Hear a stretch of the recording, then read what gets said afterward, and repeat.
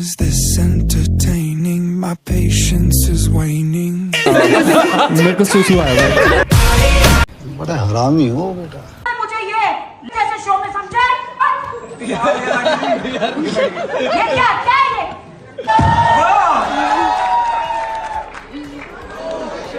कुर्सी लेके चले गए तुम। Anything could happen, anything has happened. You witnessed history. Thank you so much. रोगी बाबा, बहुत बड़ा रोगी बाबा। बाबा और बाबा तुम्हारे फूंक नहीं लगी तो हम क्या करें? मजा आया।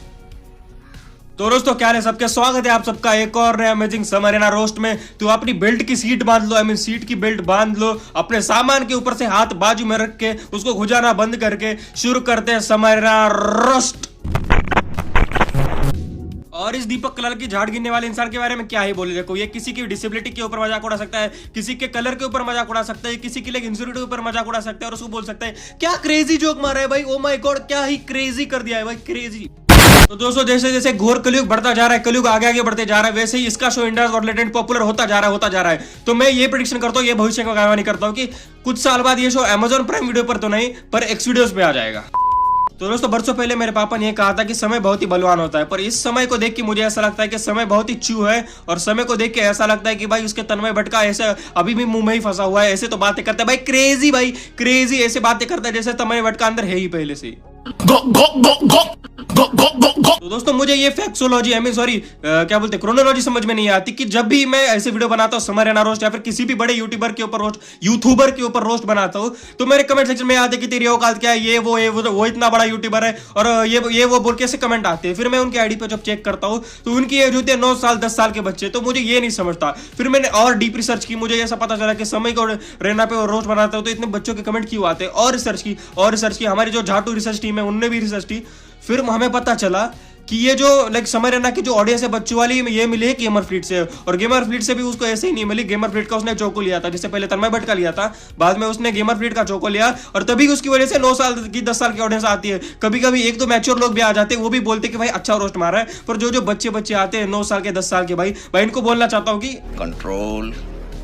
तो दोस्तों आपको जैसे पता है कि हमारी अनपढ़ गवार हरामजादी जो रिसर्च टीम है उन्होंने रिसर्च की कि पहले समर एना तन्मय भट्ट का वजन 150 टन था, 150 किलो वजन था, पर अचानक से उसका वजन 80-90 किलो हो गया है। और वही समर एना का पहला वजन 50 से 60 किलो था, अभी उसका वजन 100 से ज्यादा हो गया है। तो फिर हमारी अनपढ़ रिसर्च टीम ने और थोड़ी नासा के साथ बात की, झांसा के साथ बात की, फिर थोड़े रशियंस के साथ बात की 6000 रुपए में। तो हमें पता चला कि भाई तन्मय भट्ट का और जो समर एना का ना वो अवैध संबंध है। दोनों का कुछ तो MMS वायरल लीक हो चुका है या फिर दोनों का कुछ तो MMS लीक हो चुका है। उसकी वजह से एक का वजन कम हो रहा है, एक का वजन बढ़ रहा है। तो समझ रहे हो तुम कौन आगे होगा कौन पीछे होगा। मैं तेरे आगे मैं तेरे पीछे, कोई बात नहीं, हम तो देखो अगर समर एना का ह्यूमर डार्क है तो मैं भी शाहरुख खान हूं, अगर इसका ह्यूमर डार्क है तो भाई अर्जुन कपूर बेस्ट एक्टर है, अल्लू अर्जुन से बेटर एक्टर अर्जुन कपूर है। अगर इसका ह्यूमर डार्क है तो भाई अनन्या पांडे और रियान पराग का रिलेशनशिप चल रहा है। अगर इसका ह्यूमर डार्क है तो भाई विराट कोहली पाकिस्तान की टीम से खेलता है। अगर इसका ह्यूमर डार्क है तो भाई बाबर आजम जिम्बाब्वे की टीम से खेलता है।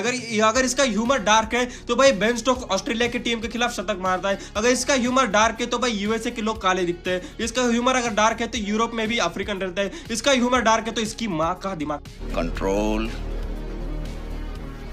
तो दोस्तों there is a strong reason. देखो हमारी सरकार में भी दिमाग है, उन्होंने एक एक्ट पास किया था कि हम दो हमारे दो, क्योंकि अगर ऐसे समर है ना अगर तीसरी चौथी बार अगर 4-5 पैदा हो गए तो भाई 2050 से पहले हमारा देश सुपर पावर तो नहीं बनेगा पर कुपोषित गवार और समर एना के रोज पे ओ माय गॉड क्रेजी बोलने वाले बच्चों से भर जाएगा। बॉस ये सब दोगलापन है। देखो समर एना गेमर फ्लीट ट्रिगर्ड इंसान फुकरा इंसान ये जो ऑडियंस वाली ये जो यूट्यूबर है इनकी मोस्टली जो ऑडियंस है वो बहुत बच्ची ऑडियंस है, लाइक 10 साल के 11 साल के बच्चियां या फिर बच्चे हो गए या फिर इनसे ज्यादा ऑडियंस है। ये लोग लोकल में घूम सकते हैं, मेट्रो में घूम सकते हैं, एयरपोर्ट में घूम सकते हैं, वहां पर उनको घंटा भी कोई नहीं पहचानेगा। पर जैसे ही ट्रिगर्ड इंसान फुकरा इंसान समर एना ऐसे यूट्यूबर गेमर फ्लीट ऐसे यूट्यूबर जब नाना नानी पार्क में या फिर स्टूडेंट्स पार्क में या फिर जो बच्चों का खेलने का ग्राउंड होता है वहां पर जाएंगे तो उनको बहुत ही ज्यादा इनके फैंस मिलेंगे, क्योंकि मेजॉरिटी ऑडियंस उनकी वही है।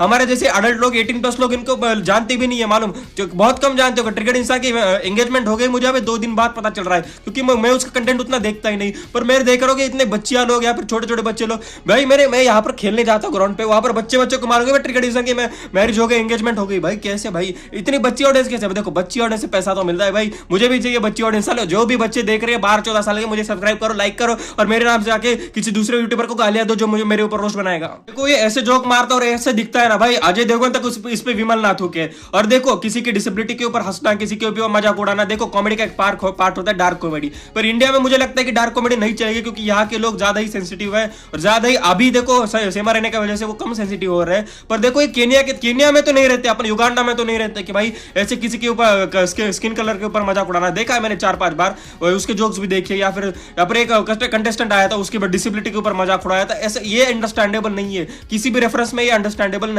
मेरे को एक चीज समझ नहीं आती है, मिस्टर बीस्ट और केएसआई जैसे गोरी चमड़े वाला या फिर बाहर से तो इंग्लिश बोलने वाला अगर इंसान दिखता है, तो अपने यूट्यूबर जो झुकते हैं वो लोग अगर हाथ देंगे ना, अगर अंग्रेज यूट्यूबर हाथ देंगे तो ये कान पे बैठ के मूदते हैं। भाई ऐसे यूट्यूबर है आपने, देखो इनको अगर दिख जाए, देखो कितने ही पोस्ट डाले होंगे केएसआई मिस्टर बीस्ट ने समर रैना के साथ, या फिर अपने यूट्यूबर जो मिलने गए थे उनके साथ, कितनी 1-2 पोस्ट। पर अपने यूट्यूबर ने पूरा कोलाज डाल दिया, स्टोरी, इंस्टाग्राम स्टोरीज, रील्स, ये वो बोल के सभी उनके यूट्यूबर के साथ कर दिया। भाई ये वो यूट्यूबर है भाई, कोई सेलिब्रिटी एक्टर या फिर शाहरुख खान जैसे लोग नहीं है, विराट कोहली जैसे लोग नहीं है, एथलीट नहीं है कि उनको इतना सेलिब्रेट करा जाए कि ओ माय गॉड मेरे फादर। भाई इसकी वजह से हमको लाइक हरामजादे का अंग्रेजों ने कॉलोनाइज किया था, इनकी वजह से, यही मेंटालिटी की वजह से कि हमको ऐसा लगता है कि भाई अंग्रेज है, इंग्लिश बोलता है तो भाई ये होशियारी होगा, गोरा है भाई, देखो गोरा है तो अच्छा होशियारी होगा, देख केएसआई तो गोरा भी नहीं, उसको क्यों इतना सॉरी मैं ही मजाक उड़ाता उसके ऊपर, मैं ही बोलता हूँ, जोक नहीं मारना चाहिए और मैं ही बोल रहा हूँ, सॉरी माफ कर दो।